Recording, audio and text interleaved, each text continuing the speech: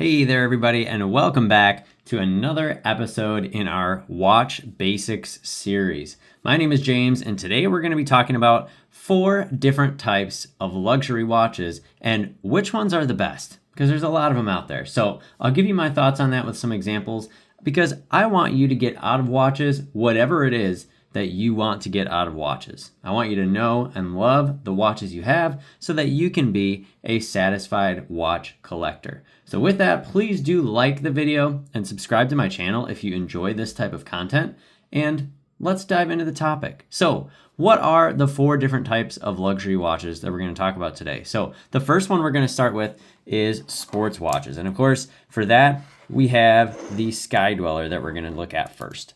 Now, sports watches generally are going to have a couple of features. They're probably going to be something that you might wear on a day-to-day basis. You could daily a sports watch.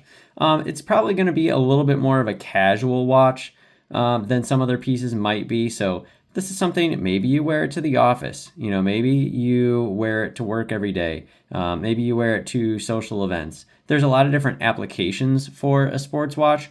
Many of them are what we call integrated steel or integrated sports bracelet watches. And all that means is that in some way, shape, or form, the bracelet is integrated into the case, kind of like what you can see here. So that's what we would call an integrated bracelet sports watch.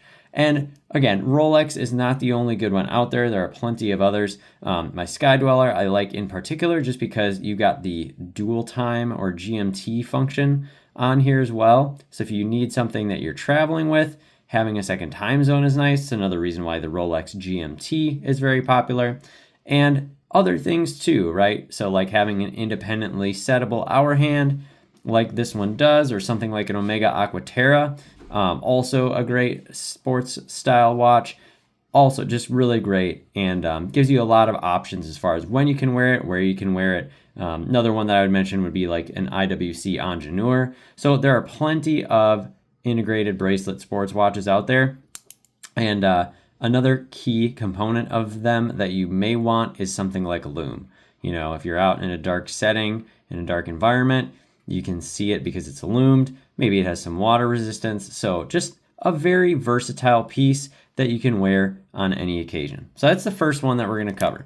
Next, we're going to dive into dress watches. And for this, I am taking a look at my Girard-Perregaux 1966 Orion. And I love this dial. I think it is fantastic. Not every dress watch may have an aventurine dial on it like this one does, but I think it's fantastic. And I do think that Girard-Perregaux is one of those brands that their sports line gets way more conversation than their dress line does, but I think you're missing out if you've not looked at the 1966 Orion. So what are you talking about when it comes to dress watches? Well, typically it's probably going to have less water resistance than a sports watch. It'll probably be thinner and maybe a little bit lower profile. Obviously here you'd think of something that might fit under a dress cuff, something that you'd wear with a suit coat or a jacket.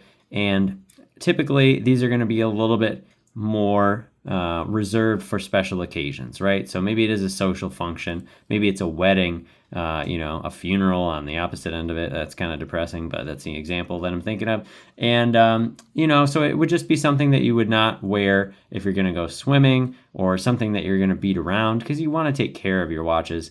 And obviously everyone has a different kind of tolerance for what they can wear in what types of situations, but in general, you're not going to beat up a dress watch too much because it'll be worn during a relatively mild type of activity sort of event. So again, Girard-Perregaux, one of my personal favorites. Another one I have to call out is Jaeger-LeCoultre with their Master Ultra Thin series. I've got one of those as well. You can see it on my channel. And then, of course, something like a Patek Philippe Calatrava would be like a very high-end version of a dress watch. They all tend to have, some sort of leather, or, some sort of not a steel, not a metal bracelet, right? You're usually talking about animal leathers, things like that. Usually a little bit more simple on the dial side, but that's not always the case because you can still find tremendous complications among dress watches. So moving on from there, let's talk about our next category of watch, which is dive watches.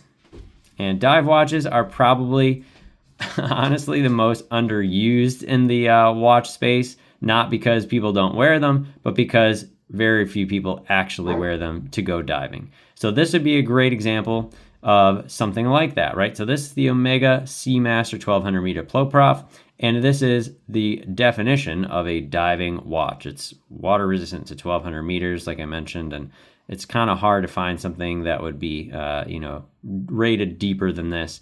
And that's not the point. The point is I want something that is water resistant. I want something that's really durable that I won't have to worry about. If I do decide to do something aquatic, I know it's not going to get hurt or bothered by that. And in this case, in particular, it's got really good lume. You'll find that with most dive watches. Another nice feature on dive watches would be a loomed seconds hand as well. The idea being that if I am underwater and I've got a certain amount of time that I have left in my oxygen tanks or something like that, I can see that my watch is running. That could be a really important component on a dive watch. Another thing that you'll find on many dive watches is something like a timing bezel. So again, if I have 20 minutes left in my oxygen tank, I can put the crown or put the top of my bezel right on the minute hand, and then I can see elapsed time with it. Now you might think, well, when am I going to use that for diving?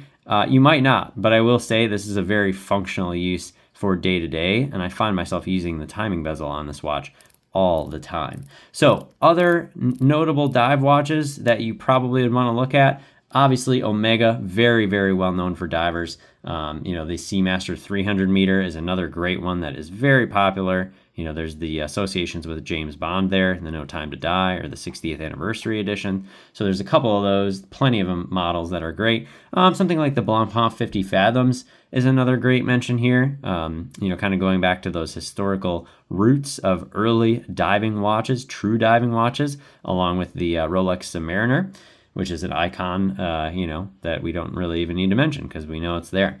And then the Breitling Super Ocean would be another great example of this. Just a different price point from some of these other watches. So just a couple of notable dive watches. So let's move on to our last category, and that is a really hard one to define, honestly. And this is what we're going to talk about in terms of go anywhere, do anything watches. And what the heck does that mean?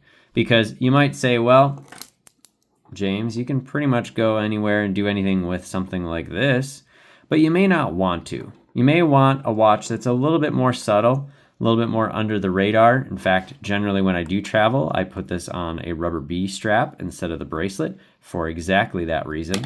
So if I'm looking for something a little more subtle that I can go anywhere and do anything with, my favorite watch for this is going to be my Dan Royter DR02 chronograph. Now, a couple of components that you're probably looking for in a go anywhere, do anything watch. So some of those might be water resistance. Do you want to have something that's a little water resistant? So again, just in case you find yourself in a space where you're going to jump in a pool, it's not going to be an issue. That is the case with something like a Royter here. You might want some other function to it. Again, maybe you want a dual time or GMT. Maybe you want a chronograph like you have in this case, because it can be helpful. Again, maybe you're on a hike out in the woods and you want to keep tabs on how long you've been going in a certain direction so that you can time it back and go back in the opposite direction that equal amount of time. That can be helpful to have on a GADA watch. Other things that you might want, you may want a rubber strap. You may prefer it on a bracelet. There's not a right or wrong about that. Personally, I always kind of like having a strap for a go anywhere, do anything watch, just because I don't have to worry about it getting scratched or dinged up. And, I do beat the heck out of this one. I wear it to the gym a lot. It's the only watch in my collection that actually gets daily wear, specifically for that reason. So other notable watches to mention here would be something like a Blancpain, like a Tudor Blancpain 58. And there's quite a few Tudor models that I think could qualify here. The Pelagos is another one. There's plenty of options there. And I have to mention, of course, Grand Seiko. They make such good value in watches. You get water resistance, you get amazing polishing, you get some really crazy dials, and the value is so great with Grand Seiko. So something like an SBGA 375, I believe would serve you well at a very reasonable price point. So those are the 4 different types of luxury watches. And again, you can see some of my personal favorites here. I've got a lot of favorites in my collection, so it's really hard to often pick when I'm talking about these types of topics because somebody's always going to get left out. And I do think that they probably could have been brought in, but you know, here we are, we're talking about these 4. So those are my thoughts on the 4 different types of luxury watches. There are more, of course. You can go deeper on this topic, and we probably will, but I'd love for you to leave a comment down below. What is your favorite type of luxury watch? You know, what do you find yourself wearing the most? What's your best piece in the collection? Let me know. Let's keep this dialogue going, and I will talk to you all next time. Bye-bye.